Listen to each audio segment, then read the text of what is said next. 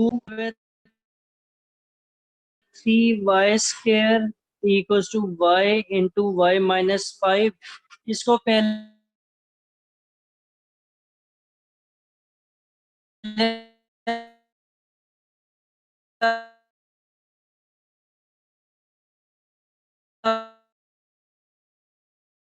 अपने standard form में change करना है। ये 2y, इसमें सिर्फ दो टर्म्स हैं, तो इसमें सिर्फ दो टर्म्स हैं, तो हम क्या करेंगे, y कॉमन ले लेंगे, अंदर क्या बचेगा 2y प्लस 5 और इक्वल्स टू 0। एक दफा y इक्वल्स टू 0 आ जाएगा आंसर, और एक दफा आएगा 2y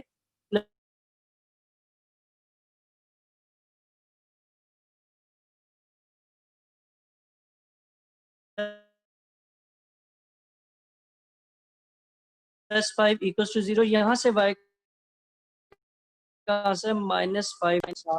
जी ठीक है। इसका पार्ट 3 करने लगा हूँ। पार्ट 3 है क्वेश्चन नंबर 2 का ही। 4 minus 32x equals to 17x²। पहले इसको स्टैंडर्ड, ये सॉल्यूशन ही है आपका, इसको स्टैंडर्ड फॉर्म में लेके जाएं तो 17x², 32 उधर जाएगा तो प्लस 32x हो जाएगा, प्लस 4 उधर जाएगा तो -4 इक्वल्स टू 0। ठीक है, अब क्या होगा, x² का कोफिशिएंट क्या है, 17 है, और कांस्टेंट क्या है, कांस्टेंट क्या है, क्या हुआ, गलत क्वेश्चन तो नहीं है, ठीक लिखा हुआ है। तीसरा क्वेश्चन कर रहा हूँ। 17 4 जा क्या आएगा, 68 आएगा मेरा ख्याल है ना। 17 है पुत्र, 68 आएगा। अब आपने क्या करना है कि 68 के फैक्टर्स बनाने हैं। 68 के फैक्टर क्या बनेंगे, 1 और 68, 2 और 34, यही बनेंगे। 3 के टेबल में नहीं जाता, 4 के टेबल पे जाएगा, और 4 पे क्या बनेगा, 4 और 17। इसी तरह और भी बनेंगे, लेकिन जब मुझे शुरू में पता चल गया है कि यार 2 और 34 से क्या बना सकता हूँ 32, तो मैं आगे के नहीं कर रहा। ठीक है, लेकिन आगे वाला एक आधा क्वेश्चन आएगा जिसमें दो फैक्टर से भी आपके बन रहा होगा सोल्यूशन, तो वहां पे शायद जरूरत पड़े। लेकिन यहाँ पर क्या होगा, क्योंकि आप इन दोनों से क्या बना सकते हैं 32, तो आपने ये दो सिलेक्ट कर लेने। क्या होगा, 17x², बड़े वाले का साइन क्या रखेंगे, प्लस रखेंगे, क्योंकि यहाँ पर क्या है, प्लस है। ठीक है, तो ये प्लस 34x माइनस 2x और -4 इक्वल्स टू 0। अभी तक किसी को कोई मसला इन दो स्टेप्स में नहीं है।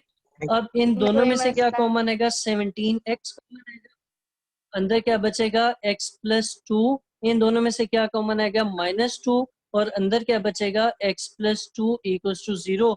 इसको फिर अगला स्टेप क्या करते हैं, 17x माइनस 2, और यहाँ पर x plus 2 equals to 0।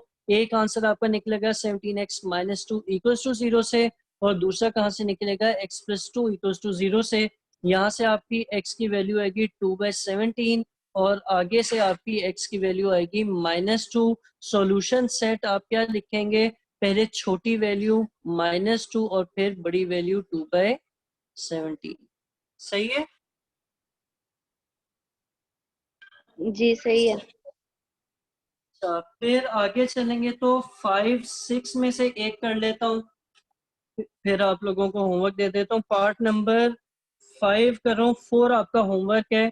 5 question है, x plus 1 divided by x plus x divided by x plus 1 equals to 25/12।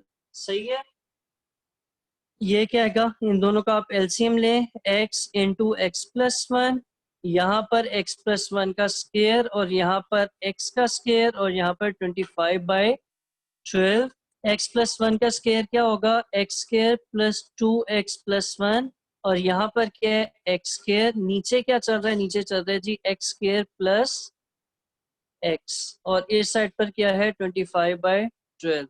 x² और x² कितना हो जाएगा, 2x² प्लस 2x प्लस 1, इसको किससे मल्टीप्लाई करना है, 12 से, और इस साइड पर क्या है 25 multiplied by x² plus x। आगे 12 टू जा 24x², 24x और 12, 25x² और 25x। सही है, ठीक है। अब x वाली टर्म्स आ रही है एक तरफ, 25x² minus 24x², 25x minus 24x और माइनस 12 इक्वल्स टू 0। इसको सॉल्व कर लें तो 25x² माइनस 24x² क्या आएगा, x² आएगा, आगे प्लस x आएगा और एंड में क्या आएगा, माइनस 12 इक्वल्स टू 0। सही है, ये आपकी बनती स्टैंडर्ड फॉर्म। स्टैंडर्ड फॉर्म से आगे हमने क्या करना होता है, स्टैंडर्ड फॉर्म से आगे हमने, क्योंकि उन्होंने कहा है फैक्टराइजेशन से सॉल्व करें, तो इसको हम आगे फैक्टराइजेशन से सॉल्व कर लेते हैं। मैं इस साइड पर ब्लू कलर से कर रहा हूँ, आप लोगों ने इस तरह नहीं करना है, आगे अगले पेज पे चले जाना है, ठीक है। मैं जानबूझ कर रहा हूँ इस साइड पे, उसकी भी वजह, x² plus x minus 12 equals to 0। 12 की फैक्टराइजेशन क्या करेंगे, x² plus 4x minus 3x minus 12 equals to 0। x common ले लें, x प्लस 4 माइनस 3 कॉमन ले लें, x प्लस 4 इक्वल्स टू 0। एक दफा आएगा x प्लस 4 और एक दफा आएगा x माइनस 3 इक्वल्स टू 0। सही है, ठीक है। और सॉल्यूशन सेट क्या लिखेंगे, मैं एक स्टेप और चले कर देता हूँ, x माइनस 4 इक्वल्स टू 0 और x minus 3 equals to 0 plus 4। तो यहाँ से x की वैल्यू -4 आएगी और यहाँ से +3 आएगी। सही है, आगे बस इसको सॉल्यूशन सेट की फॉर्म में लिख लें, -4 और 3। ठीक है अब्दुल्ला हिरा, जी ठीक है।